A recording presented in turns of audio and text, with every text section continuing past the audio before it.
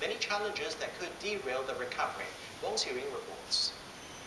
The sun appears to be shining on many world economies in the last 2 quarters, thanks to the massive stimulus measures by governments.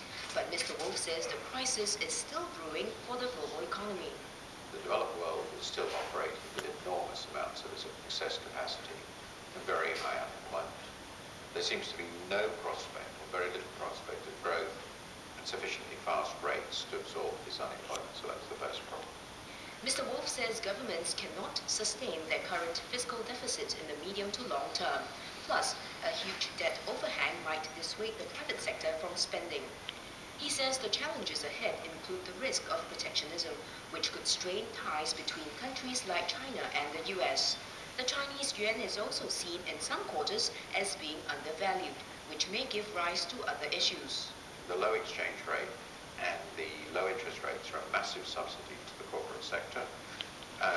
They're not forced to distribute their earnings, and of course, therefore, the success of the corporate sector doesn't benefit the mass of the Chinese people.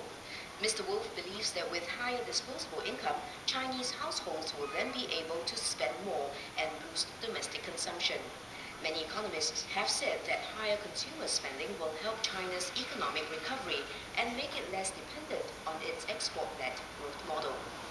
While there may be some risks ahead for China and other world economies, there is some optimism.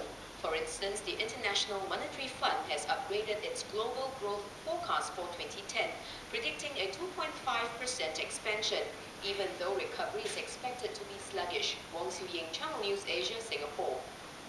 The industrial